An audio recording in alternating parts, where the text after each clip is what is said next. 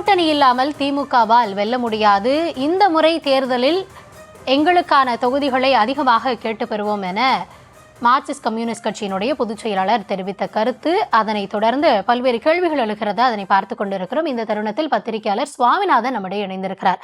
வணக்கம் திரு சுவாமிநாதன். இந்த தருணத்துல அவருடைய கருத்தை நீங்க முதல்ல எப்படி பார்க்கிறீங்க? இல்ல, மார்க்சிஸ்ட் கம்யூனிஸ்ட் கட்சியினுடைய தலைவர் அவர்களுடைய செயலாளர் அவர்களுடைய கருத்து உண்மையிலேயே ஏற்கத்தக்க ஒரு கருத்து தான். இன்னைக்கு சிபிஎம் கட்சிக்கு கிட்டத்தட்ட 2021 சட்டமன்ற தேர்தலில் வெறும் 6 தொகுதிகள் அப்படிங்கிறது ரொம்ப ரொம்ப குறைவான ஒரு எண்ணிக்கை தான். இதற்கு முன்பு பல தேர்தல் அனுபவங்களை நம்ம பார்த்திருப்போம். எந்த தேர்தலையும் இல்லாத ஒரு மிக குறைந்த எண்ணிக்கை தான் அந்த 6ங்கிறது. அதுல மாற்றுக்கிறதே கிடையாது. இன்னொரு விஷயம் பாத்தீங்கன்னா, இது ஒரு வகையில அவங்க ஒரு மதசார்பற்ற அணியா கட்டமைச்சிருக்காங்க திமுக. ஸோ நம்ம மதசார்பற்ற அணி பக்கமா நிக்கணும் அப்படிங்கிறதுனால இடதுசாரிகள் இந்த நிலைப்பாட்டுக்குள்ள தள்ளி விடப்படுறாங்க. அதுல ரொம்ப மிகப்பெரிய அபாயம் என்ன இருக்குன்னா, அவர்கள் காலமா போட்டியிட்ட பல தொகுதிகளை இழந்திருக்காங்க. நம்ம ஒரு உதாரணமா, இடதுசாரி கட்சி ரொம்ப வலுவா மார்க்சிஸ்ட் கட்சி இருந்த மாவட்டங்கள்ல ஒன்று கன்னியாகுமரி. ஒரு 10 ஆண்டுகளுக்கு முன்னாடி பாத்தீங்கன்னா இங்க 2 சட்டமன்ற உறுப்பினர்கள் இருந்தாங்க. ஒரு நாடாளுமன்ற உறுப்பினர் மக்களவைக்கே ஏவி பெல்லார்மின்னு ஒரு சிபிஎம் எம்பி தான் இருந்தாரு. ஆனா இன்னைக்கு பாத்தீங்கன்னா அந்த கட்சி இந்த மாவட்டத்திலேயே போட்டிட்டு 10 ஆண்டுகள் ஆயிருது. ஏன்னா கிட்டத்தட்ட 6 தொகுதிகள் தான் கொடுக்குறப்ப எங்க தொழிலாளர் வர்க்கம் அதிகமா இருக்காங்களோ, எங்க சிபிஎம் இன்னும் ஆழமா இருக்கோ, அதை நோக்கி மட்டுமே அவங்க களம் காணக்கூடிய நிலைமைக்கு போயிட்டாங்க.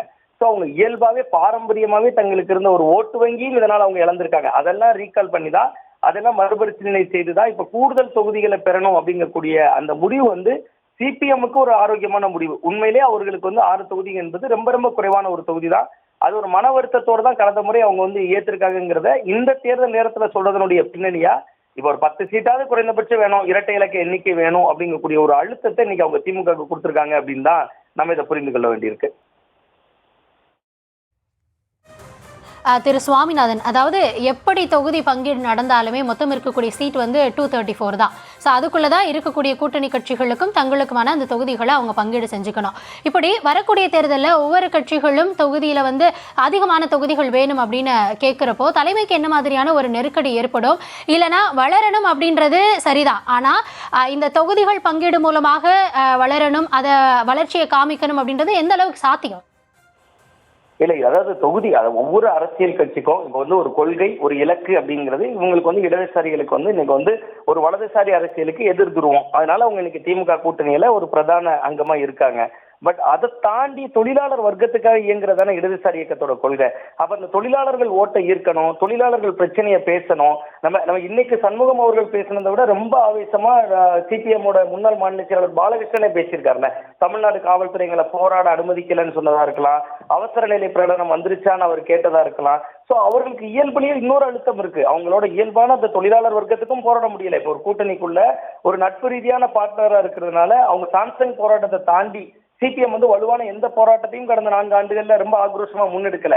எல்லாமே அவங்க ஒரு மதசார்பற்ற அணி, இந்த அணியை பாதுகாக்கணும், இந்த அணிக்குள்ள இருந்துட்டு நம்ம எதிர்குரல் எடுக்கிறப்ப அது அதிமுக பாஜக சாதகமா அமைந்திடக்கூடாதுன்னு ரொம்ப விட்டு கொடுத்து ஒரு தோழமை உணர்வோடு அவங்க நடந்துகிட்டதனுடைய வெளிப்பாடா அவங்களுக்கு ஒரு போதிய தொகுதிகள்னு ஒண்ணு இருக்குல்ல.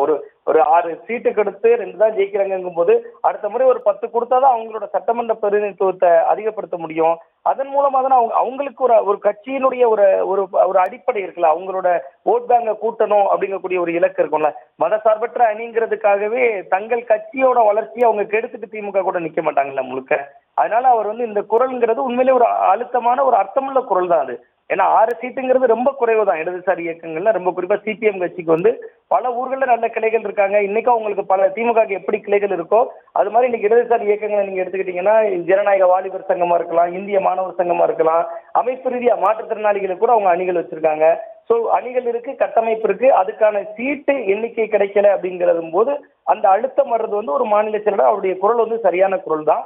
பட் இன்னும் ஒரு 10 மாதங்கள் இருக்கிறதுனால இந்த குரலை திமுக இனிவரும் காலங்களில் எப்படி எதிர்கொள்ள போகுது, அவங்ககிட்ட ஏதாவது சமரசமா பேசி அந்த 6லயே சுருக்க போறாங்களா அப்படிங்கிறத தாண்டி மார்க்சிஸ்ட் கம்யூனிஸ்ட் கட்சி நிச்சயமா இந்த 6க்கு இந்த முறை சம்மதிக்க மாட்டாங்க. கூடுதல் தொகுதியில தான் எதிர்பார்ப்பாங்க. திமுகவுக்கு இப்ப இருக்கிற ஒரே ஒரு பிளஸ் என்னன்னா, சிபிஎம்முக்கு வேறு வாசல் இல்லை, வேறு வாய்ப்பு இல்லை.